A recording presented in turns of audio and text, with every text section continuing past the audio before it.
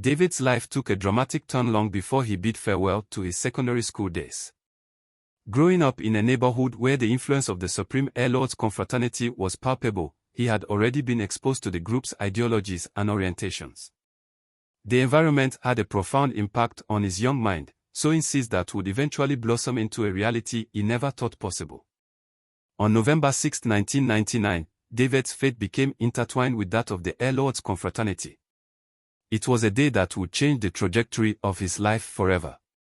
The initiation ceremony took place in a secluded location around Opit in Ibadan, a setting that seemed worlds away from the familiarity of his daily life.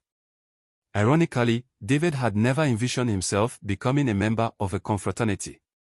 However, the circumstances that unfolded on that fateful day would lead him down a path from which there was no return. The catalyst for this transformation was his friend Clinton, someone he deeply respected and admired, almost like a godfather. The events of that day began innocently enough. David had accompanied Clinton on a visit to his girlfriend, and as the sun began to set, they embarked on the journey back home. It was during this return trip that their paths crossed with Corrida, a close acquaintance of Clinton's. The encounter seemed like a mere coincidence at first, but it would soon prove to be a turning point in David's life. Corrida casually mentioned to Clinton that there was a flight taking place, a term that David naively assumed referred to something entirely unrelated to the confraternity. Unbeknownst to him, flight was, in fact, a coded phrase used within the airlord's confraternity to signify an initiation ceremony. Clinton, aware of the true meaning behind the term, persuaded David to join them, assuring him that it would be an experience he would never forget.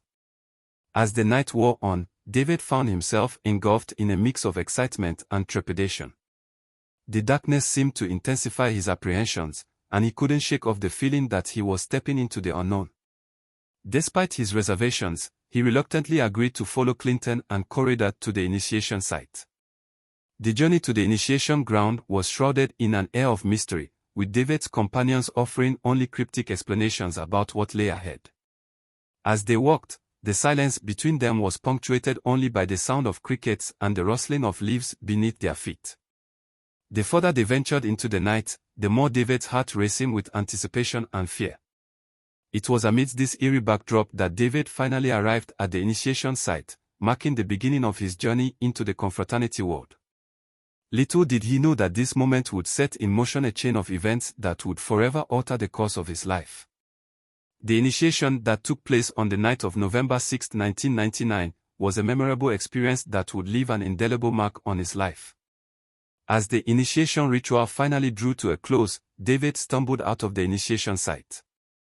When he finally arrived at his residence, his roommate was taken aback by his appearance, and David was forced to concoct a lie to explain his absence. For several days, David was confined to his bed. David couldn't shake off the feeling of regret and remorse that had taken hold of his heart, and he couldn't help but wonder how his life had taken such a drastic and devastating turn. In the aftermath of his initiation, David's life was forever changed. He had lost his peace and freedom, and he was now bound to the airlord's confraternity by ties that he couldn't escape. The constant demands from Corrida, the ruthless and cunning individual who had led him to the initiation site, were a stark reminder of the harsh realities of his new existence.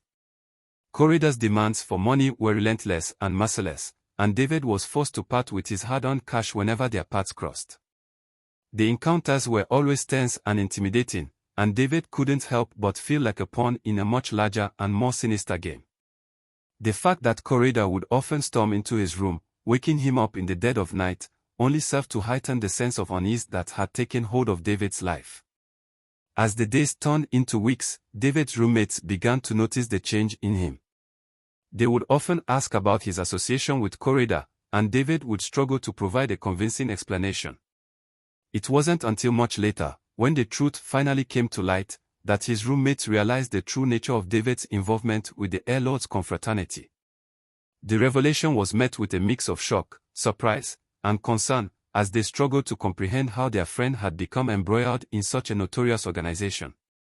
The fragile peace that had existed between the airlords and the Black Axe confraternities was shattered when a brutal war erupted between the two rival groups. The conflict would ultimately lead to the bringing down of Boboti, a prominent and well-respected member of the airlords. It was a devastating blow to the confraternity, and it sent shockwaves throughout the campus community. The bringing down of Bobo T was all the more tragic given that he had only just returned to campus from Lagos that very night. The senseless bringing down of Bobo T sparked a wave of retaliation and counterattacks between the two confraternities, plunging the campus into chaos and fear. As the conflict escalated, David found himself caught in the crossfire, with the airlords and the Black Axe targeting each other. David knew that he had to take drastic action to ensure his own safety. He made the difficult decision to leave campus and return home, hoping to avoid being drawn into the conflict and becoming the next victim. The confraternity war raged on for weeks, with both sides suffering heavy losses. The violence was indiscriminate, with innocent bystanders often caught in the crossfire. The campus, once a place of learning and intellectual pursuit, had been transformed into a battleground, with the airlords and the Black Axe fighting for dominance and control. Eventually, after some weeks, the conflict began to subside. Both sides, exhausted and depleted, seemed to have reached a state of uneasy stalemate. The campus, though still tense and volatile, slowly began to return to a sense of normalcy. Students, including many members of the airlords and the Black Axe, began to trickle back to campus, hoping to resume their studies and rebuild their lives. But the peace was short-lived. In a shocking turn of events, the Black Axe brought down Joker, a popular and respected officer of the airlords. Joker's bringing down was a devastating blow to the confraternity, and it sparked a renewed wave of retaliation between the airlords and the Black Axe. David, who had seen Joker with his girlfriend just hours before he was brought down, David was filled with a sense of regret and remorse. He had never wanted to be a part of the confraternity, and now he was paying the price for his involvement. He was constantly looking over his shoulder, never knowing when or where the next attack would come.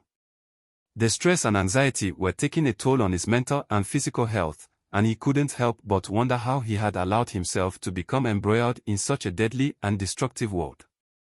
As the conflict raged on, David's godfather, Clinton, made the decision to leave town, seeking safety and refuge from the violence. David was left to fend for himself, struggling to stay one step ahead of the Black Axe and their deadly attacks.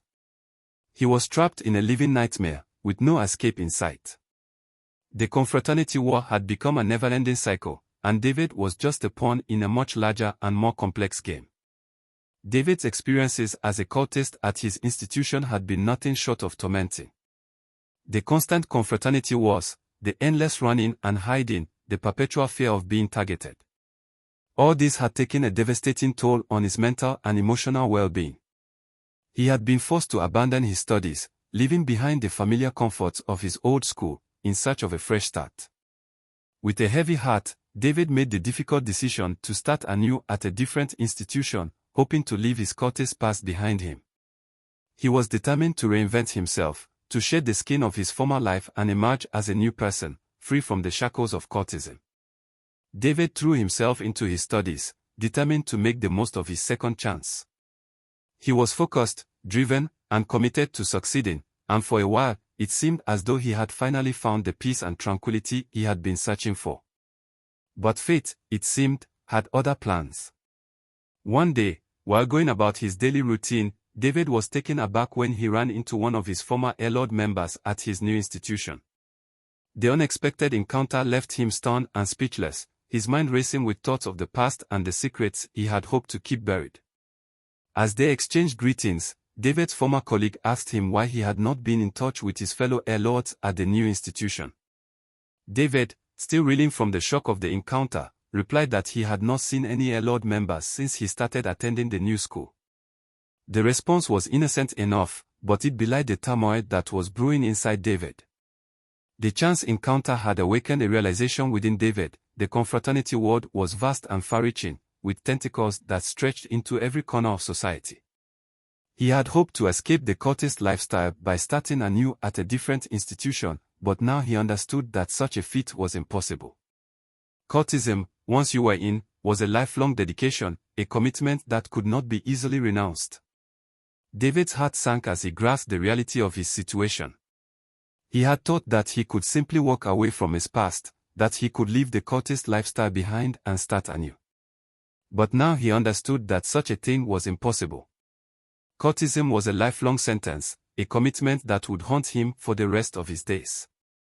As David reflected on his experiences, he couldn't help but feel a sense of regret and remorse.